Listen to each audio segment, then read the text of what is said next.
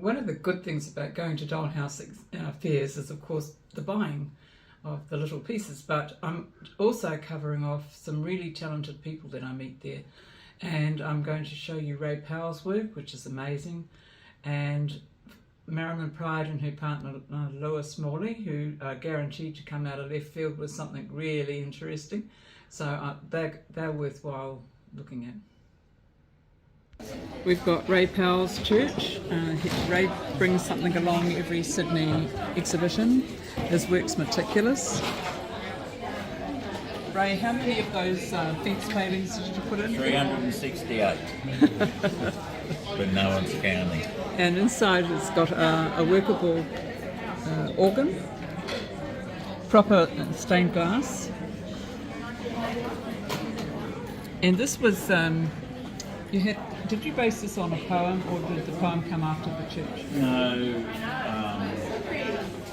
I was reading a book and then this poem came up and it just fitted exactly what the church was about. Okay, right, that's good.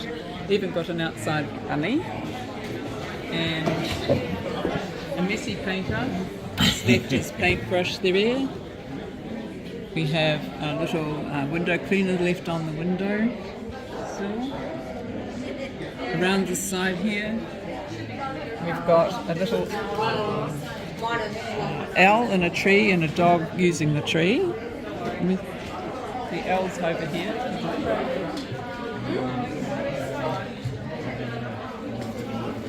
And Ray usually gets a rat in his. There's a rat down there.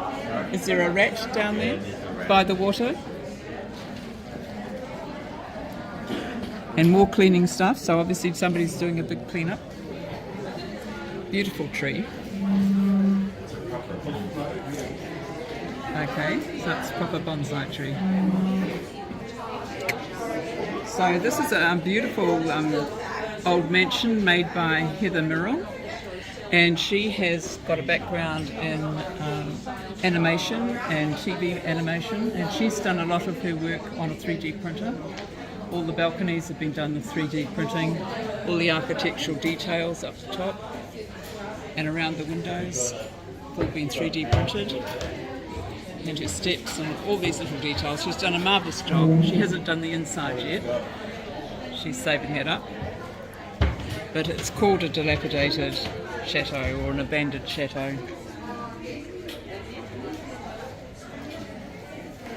So miniaturists get a lot of inspiration from books, and this little collection is really indicative of that. We've also got this house which is inspired by the Beaux-Arts Kaleidoscope home.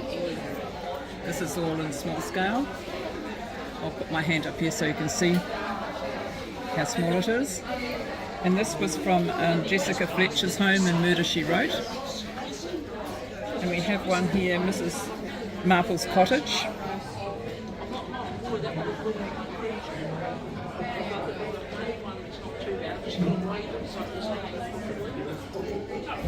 And this is the Rose Seidler house, which was a first commission done in Australia by the renowned architect Harry Seidler.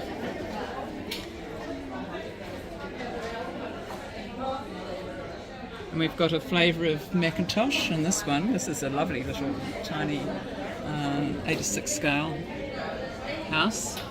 Again, you've got my finger here showing you just how small this is.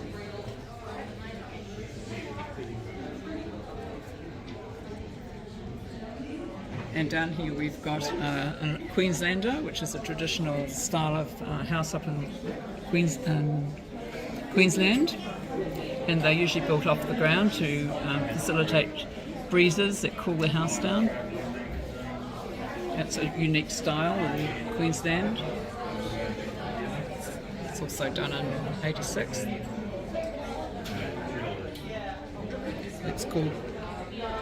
It's just called a Queenslander, but it's by Kerry Hess. So we've come to Lewis Morley, and he makes amazing work, and he has inspiration from all sorts of things. And this house here was inspired by this book. And as you can see, it's pretty close. Lewis, that's a very good job. That's a real mouse skull, like bones. And Lewis has been known in the past for his space themes and his spaceman, and I've really liked his work in the past. He exhibits his work at most Sydney shows. Do you live in the Blue Mountains? Yes, lives up in the Blue Mountains. Lovely. Thanks, Lewis. Here's Lewis's partner Marilyn, who also lives up in the Blue Mountains, and Marilyn loves anthropology, and she has based a lot of her work on past life forms. Would you like to talk about that? Yes, well, these are creatures from a parallel world. They've been introduced to this parallel world from our world. These are genetically modified ground sloths. There's another one up there. She's the dentist and he's the doctor. And they've obtained a tyrannosaur skeleton, which they've turned into a house to keep them safe in their country lifestyle. And she's just about to put a gold tooth into the Australopithecus's mouth. She's got a little 1920s dental machine. Unfortunately, the light isn't working that shows onto the Australopithecus. But anyway, she's just about to put the tooth in when a dinosaur comes running through their medicinal herb garden, and it's smashing all the intelligent plants up. The doctor's horrified. They think they're being attacked, but it's only come to get its teeth fixed and its face sewn up because it's been in a fight. When it turns round to the other side, they'll see that it's all ripped up. So she's going to have to fix the teeth, and he'll have to sew the face up. And this is his most prized possession, which is an intelligent plant that produces anaesthetic. So he keeps it in a cage so that no harm can come to it. He's just been potting up medicinal plants, and inside you can see through the window that they've got all their stuff to live in, for at least for a short time in the country. He's got his work table.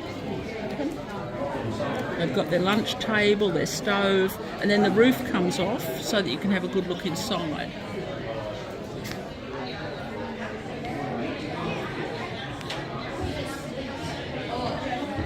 How long did it take you to build? It would have been between 4 and 6 months work solid if I'd done it all at once, but I did it over 2 years, or a couple of years, and then I'd now and then add something to it. The first year I just had the base, which they were building, and they had a wattle daub frame, and the next year I had the house on top and the dinosaur, and I think at that point I added I'm not sure what point I added the skull, which has turned into a chook house.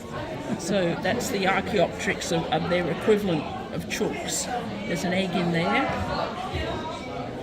They won't get many eggs from an Archaeopteryx, but it's better than nothing. And the parent is feeding the chick. And they fly in and out of I presume they squeeze in and out of the hole there, and they've dirtied all over it, so you can see it's a chook house. Round the back they've got their clothesline, which is made out of the pelvis of an echidna, which we found run over on the highway. Puts a new meaning on roadkill, doesn't it, really? Well, it died in the car, we picked it up, it died, so yeah, that's what I did with it. The skeleton is actually one of those plastic toys that I cut up. I wasn't prepared to sculpt the whole thing. No. But apart from that, I made everything, except for the mouse skull. The house itself is made of paper mache, and the roof is old slat blinds that I cut up, very thin wood. There's mouse bones for the door handle.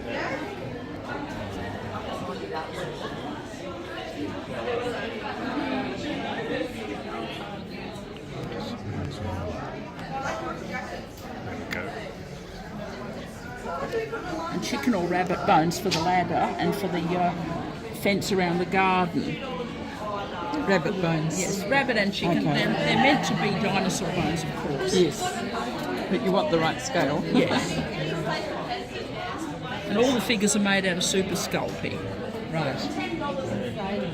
So that's pretty impressive.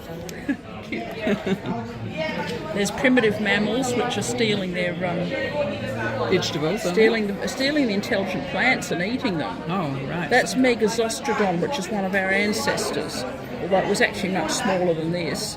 And so we've also got our ancestor Australopithecus in there. Right. I hadn't intended that, but it turned out we've got two ancestors in the same scene.